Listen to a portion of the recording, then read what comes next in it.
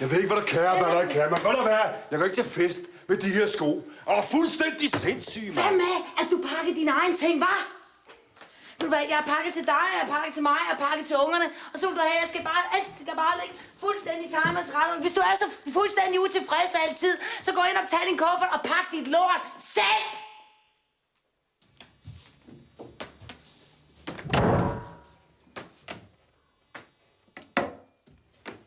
Nu skal jeg kraftedeme sige dig noget, du!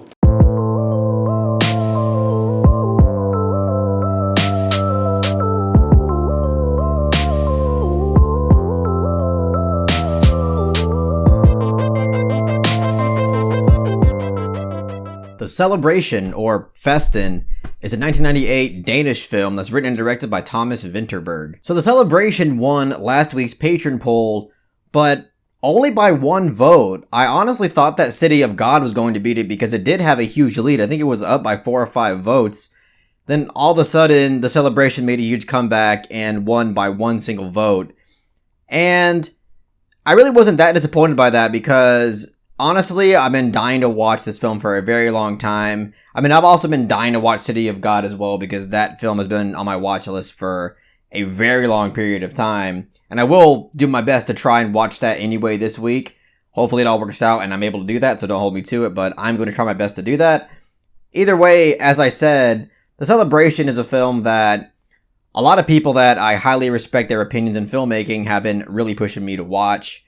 And as someone who truly loved The Hunt and thinks it's an absolute masterpiece, even though it was an incredibly frustrating watch that makes me extremely upset and angry, I do think that all around it is a masterpiece.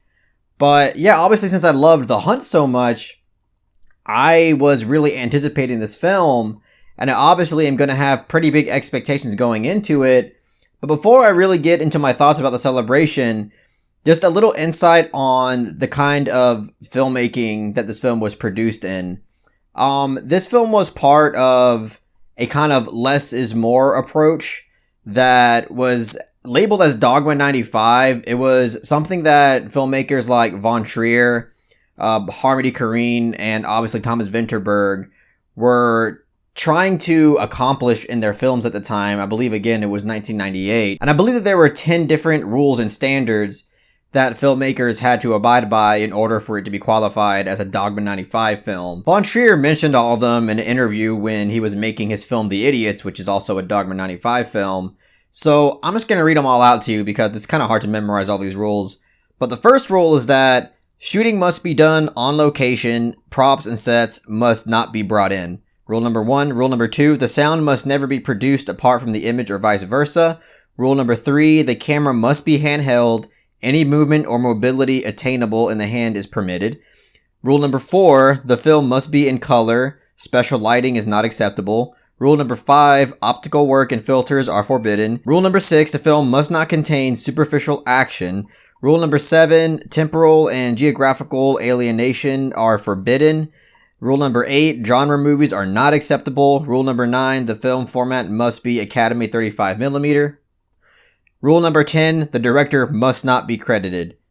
Ouch. Honestly, I think that one hurts the most out of all these rules. But I think I think they're allowed to be officially credited. I just think they're not allowed to give themselves credit, during the end credits of the film. I think.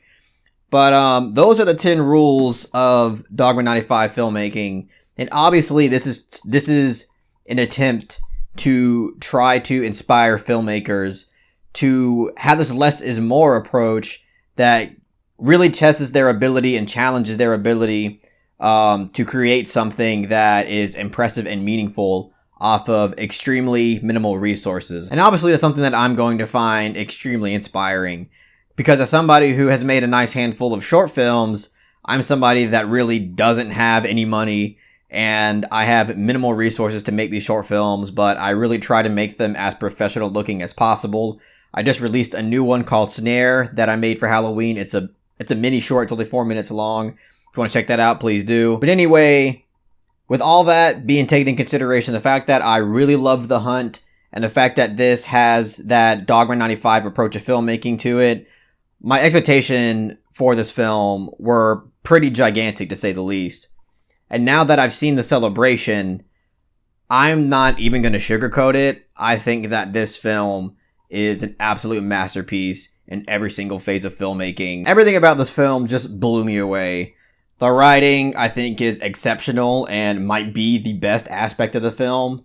The acting is out of this world, honestly. These are all actors that I'm obviously not familiar with because this is a Danish film. But the acting was incredible. Every single actor in this film just gives it their all and really gives these heart-wrenching performances, to be honest. Some of them aren't as heart-wrenching as others, but there's a handful of characters in this film that just go through these really haunting and emotional experiences, and they have to really bring certain things out of them. And I think their performances were incredibly convincing and really helps to get you immersed into what this film was going for. The writing in this film, in terms of the concept that this whole film revolves around, is something that a lot of people are just going to find extremely uncomfortable, to the point where there is just so much awkward tension.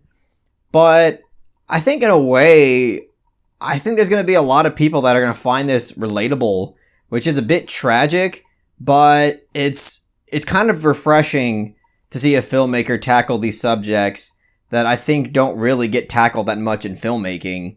And it's something that I think is incredibly rooted to reality. It's something that, yes, it's haunting and a bit traumatic, but it's real. And this film tackles real life, complex human issues that I think Vinterberg, at this point, I've only seen The Hunt by him, but The Hunt was very similar in terms of tackling these really uncomfortable, harsh truths about humanity and our reality. And as far as I've seen so far with The Hunt and The Celebration, he seems to really understand these concepts on a real deep level and a real philosophical level and a real human level. And he really knows how to execute this stuff in a really convincing, insightful, and thought-provoking way that honestly really resonated with me both mentally and emotionally. And I'm not going to give away like exactly what it is because I think it's best not knowing that much about the context of this film. Just know that it's a family that is getting together for their father's 60th birthday, but I think it's only something that they do every 10 years. And then there's just some drama that happens. But the film uses that as a driver to tackle certain things about family and humanity in general that have to do with denial, lies, and just traumatic baggage and psychological baggage, and the kind of toll that this kind of has on people.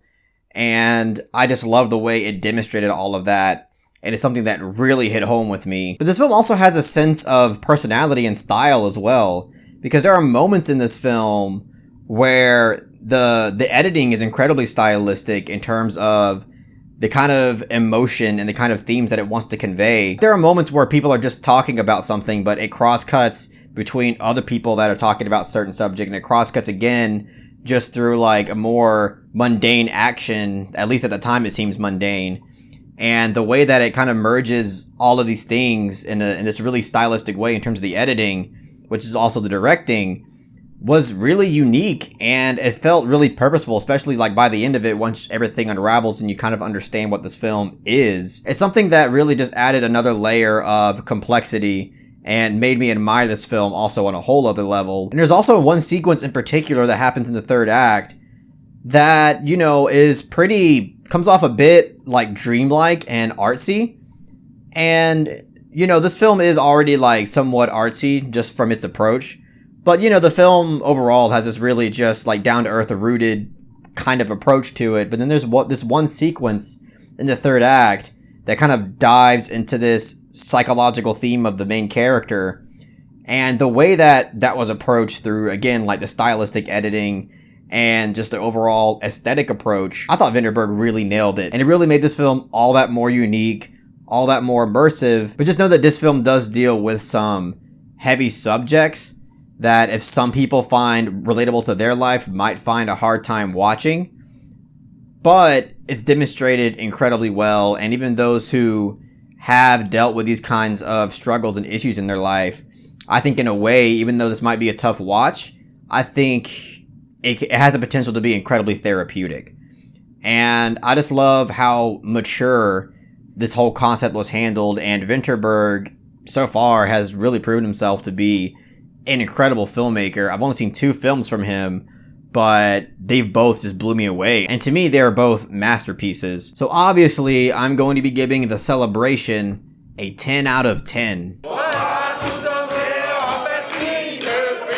I have no idea why this film doesn't have a Criterion release. I mean, this film just screams Criterion, and it would be awesome to own this film on Criterion because they pack a lot of incredible bonus features, and I just want to watch every single extra that this film offers because I just want to learn everything about it. There's also a film that I want to rewatch as well, but yeah, I mean, that's what I gotta say about The Celebration. I'm not sure how many of you guys have heard of this film or have seen it already, but if you have seen it, I would really love to hear your thoughts on it, so make sure to comment down below. And if you really enjoyed this review, please give it a thumbs up and share it amongst your friends. And don't forget to subscribe to the channel to be updated on more film-related content.